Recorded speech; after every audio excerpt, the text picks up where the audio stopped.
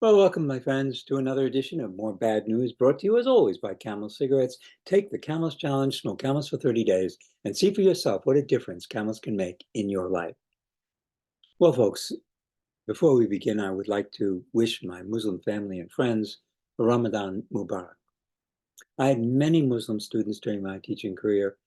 Even my terrorism class had lots of Muslim students. I always started my terrorism class talking about the terrorists that I feared the most, white Christian men between the ages of 30 and 60, the typical lone wolf terrorist who walks into a school and kills children.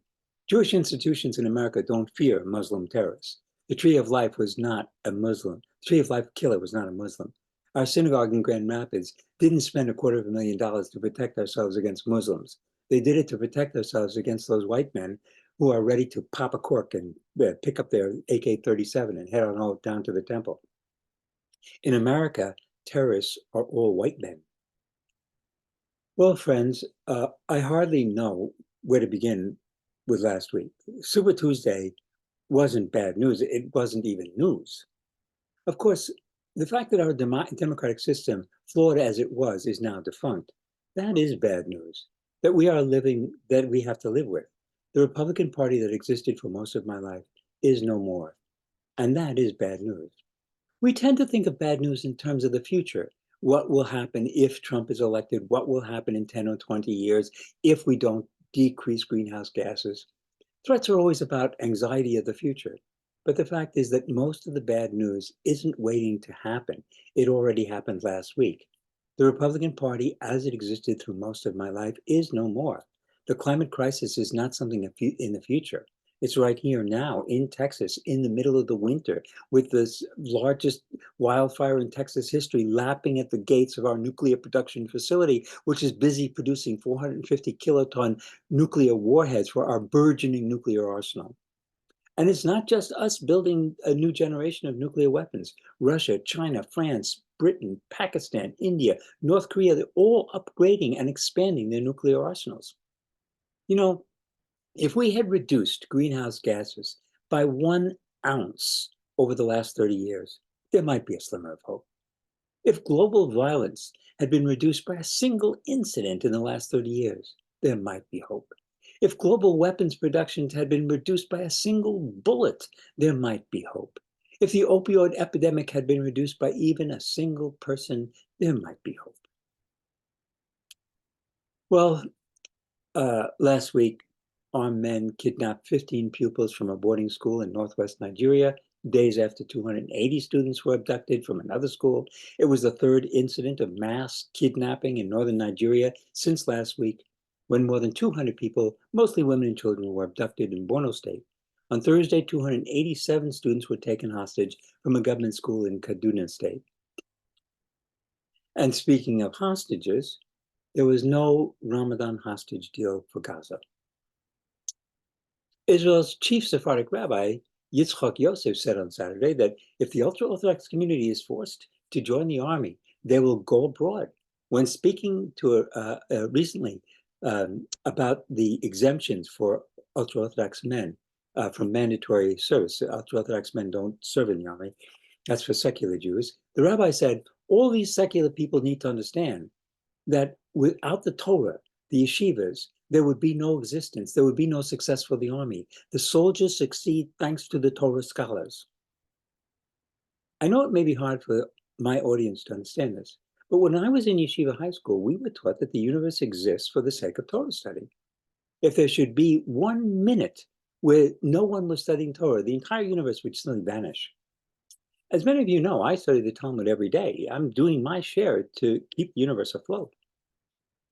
But seriously, folks, these people believe that we are at the end of time, the time of the great war between Gog and Magog, described in Ezekiel. But there is more. They believe that God has ordained this war, which will end with the triumph of God and Israel rebuilding the third temple, which will never be destroyed. In order to achieve that great goal, all the infidels must be driven out of the land, especially from Jerusalem and the Temple Mount. All Orthodox Jews, not just ultra-Orthodox, pray 3 times a day.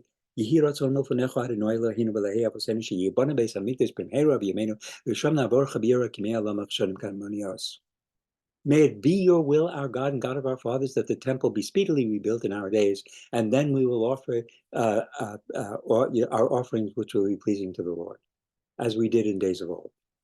For the ultra-Orthodox Jews, indeed for all Orthodox Jews, the Messiah will return and usher in the final age when Israel will return to animal sacrifices under a Davidic monarchy. Can't wait. These people are in control of Israel's nukes. The catastrophe is not something that will happen in the future. It's right here in front of us.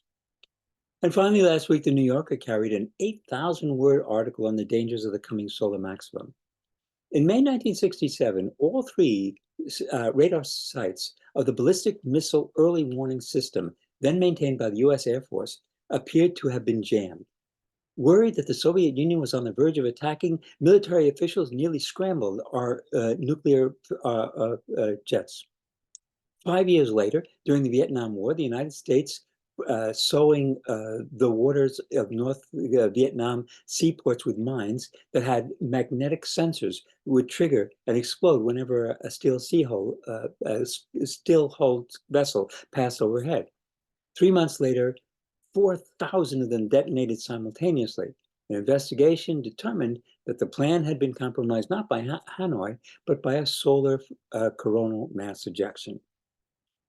In February 2022, SpaceX launched 49 satellites as part of their Starlink system, which aims to provide sky-based internet access to paying customers anywhere on the Earth. The company knew that a storm had just been launched. We have a weather system that we watch outer space weather. It was a G2 storm was brewing. It's the second lowest category. The categories go from G1 to G5. And internal modeling suggested that satellites would be fine. One day after launch, 38 of the 49 suffered catastrophic failure and fell back to Earth. We live in a cocoon of technological infrastructure that provides us with energy through our electrical grid and includes tens of thousands of satellites that sustain our communication system. A mass coronal ejection of the kind that we have seen many times in the past will leave us in the dark without power. Well, that'll have to do for this edition of More Bad News. Till next week, take the Camels Challenge while you still can. The real tragedy of our coming extinction is that there'll be no one to enjoy the fine Turkish tobacco that camels make, that makes the smoking camels a life-changing experience. Anyway, stay safe. Hope you'll be back next week for another edition of More Bad News.